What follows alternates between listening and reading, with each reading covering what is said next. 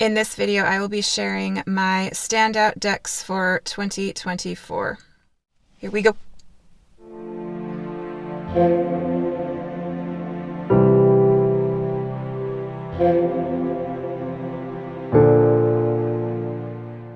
My face looks like I may have eaten like one too many carrots. It's a bit on the orange side. Our lighting situation, as far as our weather goes, is a bit weird at the moment. Lots of cloud, then sun, then cloud, then sun, then cloud, then sun. But at least there's no rain. It's kind of nice to have a break from the rain. This is in response to Juli from Peekaboo Rose, her standout decks tag, which she has done for the past at least few years, I think. It feels kind of strange posting mine because I haven't seen hers. I don't know if she's posted hers and I've missed it, but yeah, I don't know. If that video from her does exist, please let me know so I can go find it. But as of now, I have not seen it. If she has not done it yet, I hope she does. But I have done this tag since I have had a channel, and so it just doesn't feel quite right not doing it this time. I typically have this one done at the end of the year, but at the end of December, I kind of went very ham with my stationery videos. I was very much in the stationery zone, and so that's kind of where my focus just ended up being. So I thought, first video of 2025, why the heck not? This one's going to be pretty short and sweet because I actually only have 4 decks to share this year. 2024 was very much a year of me going a bit deeper with my practice versus broader, I suppose. Like, for example, I only added 3 decks to my library last year. I worked very much with what I had, and 2 out of those 3 actually were dedicated, sort of earmarked to my seasonal practice. So they serve a very specific function for me.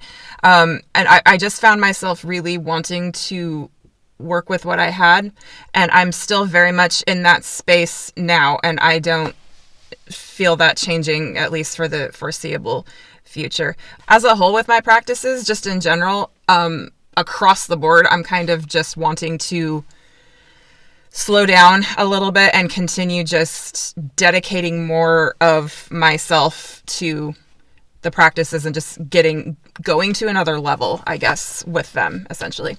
This goes for spiritual practices, physical practices, financial practices, just all across the board, just wanting to go a bit deeper with those. So that being said, I hope everyone's 2025 is off to a semi-decent to decent start. So far, so good here. I've talked a bit about sort of the bigger energy I've been feeling about this year, at least the first part of this going into the year.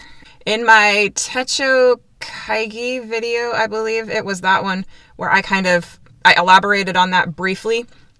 And I anticipate I will be even further, just because when I feel something this strongly, it's not going to leave me alone for a while. So it will probably facilitate more conversation.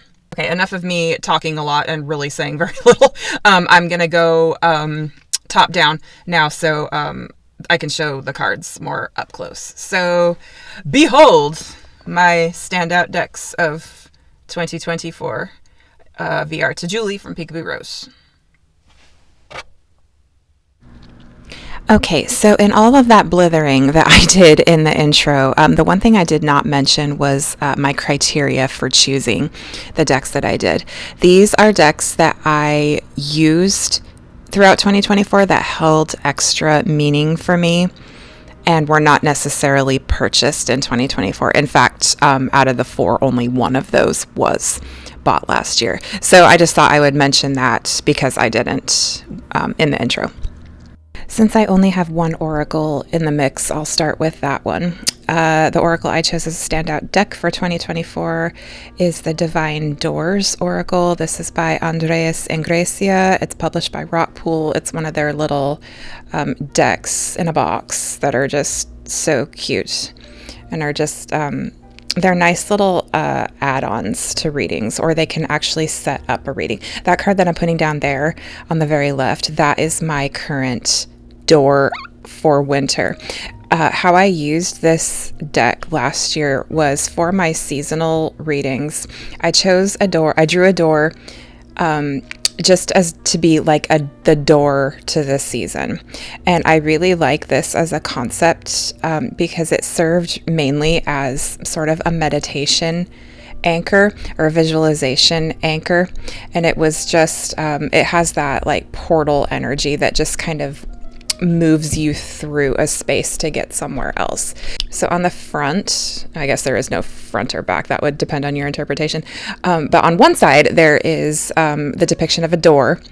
And on the other side, there is a little write-up about that door. And my door for winter is all about sacred spaces, which is very apt.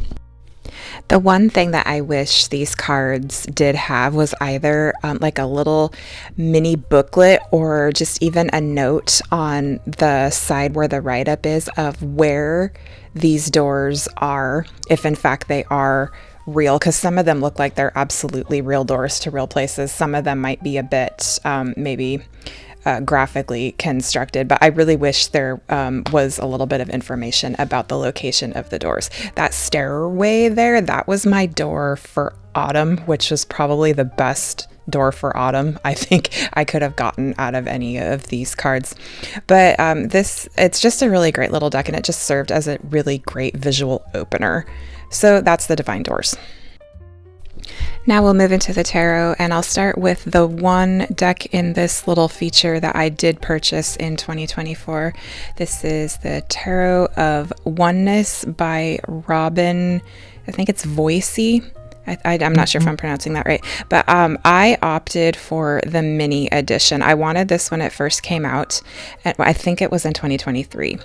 I think when the original was released, and I waited. I really liked the way it looked, but I didn't jump on it. I just felt I could wait, and I'm glad I did, because then there was a mini. Then came the mini, and I decided I wanted to get the mini. I was looking for a tarot to kind of just carry with me that was not like an RWS clone, just something that was a little bit different. And I bought this in early summer, and I carried it the entire season in my bag. And it does have extra cards, which you see there. There's some Oracle-like cards, and then that one I just put down was the alternate Lovers card. There's 2 options for that. And then there are just extra cards that kind of serve as sort of like Oracle style. I do not use those in tarot decks that come with extra cards. I don't use the extra cards within tarot. Sometimes I use them for other purposes, but I don't use them when I'm doing an actual tarot reading. This one has really nice matte gold, and it's very bright and colorful, which is not often my natural choice as far as what I gravitate toward visually, but there was just something about this one that really captivated me. There's very minimal people influence. There are hands right there, but as far as people goes, very, very little is depicted. And I really like that a lot of the time in tarot. Like the Spacious Tarot is another great example of how it's just very scenic, particularly in the majors. I like majors that aren't overly people-y, just because majors are very conceptual for me versus like people oriented. I actually did a reading with this tarot right after my cat passed away, and it moved me to tears, and I still think about that reading. And this was just a very special tarot for me this year. I love that Fool. That's like my favorite Fool energy right there. The courts are different. They are not Page, Knight, King, Queen. Page is inspiration, Knight is action, Queen is spirit, King is embodiment. So naming of the courts is a little bit different. I just couldn't do this tag for 2024 without mentioning this tarot. I just love it so much. Once again, Tarot of Oneness. I'm going to try to get through this next one without getting emotional. We'll see how that works. My second standout tarot for 2024 is the Tarot of Marseille by Patici. Patici, of course, is Vincent Patici, who passed away in 2024 in May. If you are not familiar with the name, he was a very prominent and well-respected tarot author and teacher, and he read tarot for decades. Totally beside the point, but those are still some of my favorite backs on any tarot deck I've ever seen in my life. I love them so much.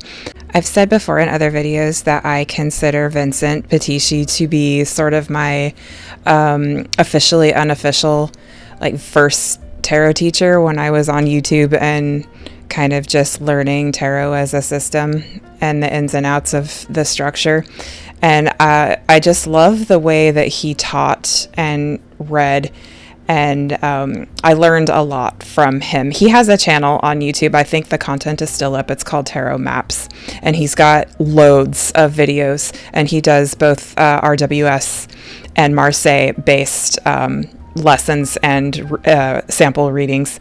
But I kept this on my coffee table after I found out that he had passed away, just because it reminded me of when I was first learning tarot, and it was very sentimental, and I would just get it out and sort of thumb through it. I think maybe I only did actually one reading. It was more of just enjoying the art and appreciating him and what he taught me.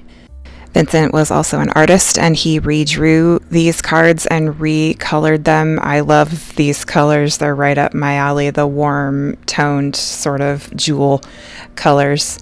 The titles are in English, which is different than a traditional Marseille would be.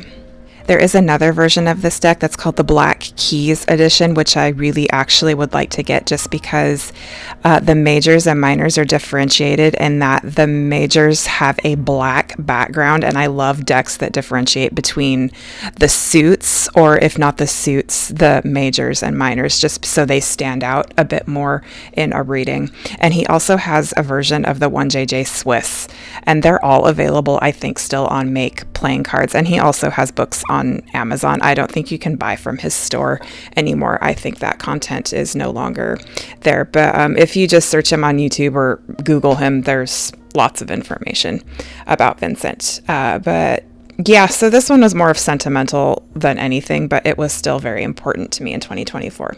So that's the Tarot of Marseille by Petici. And last but not least is the tarot I used for almost the entire month of December, and that is the Darkness of Light Tarot by Tony DeMoro. I believe I have the 4th edition. I have edged mine in black. It does not come that way. I did that myself. And it also has a linen. It's on linen. You can see right there, a bit of that linen-y detail. I used this tarot for Kelly Bear's Tarot Advent tag, which was a tag that she put on for most of the month of December, in which we worked with the entire deck from the first of the month through Christmas Day on the 25th. It was such a great tag, and I had a really good experience. This tarot is very much RWS by nature, but it does do its own thing in some places, particularly in the minors. Some of the minors are a bit on the pippish side, which I absolutely love.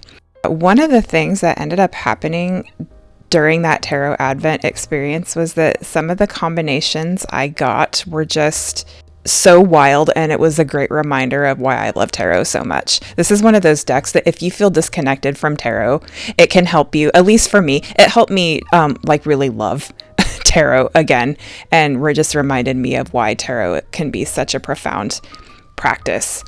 And I just had a great experience with this deck and working with the book. The book is small but mighty, and I did a lot of really good work with that book during that tag, and it was just a really good experience. So I thought I would round out my selection of Standout decks with the Darkness of Light Tarot. So that wraps up my small but impactful selection of standout decks for 2024. Once again, the Divine Doors, the Tarot of Oneness, the Tarot of Marseille by Petici, and the Darkness of Light Tarot. I've really enjoyed watching the Standout decks tag for this year, and if you haven't done one yet, I hope you consider putting out one of your own so I can watch it. That's all I have for this video. Until my next one, take care and be well.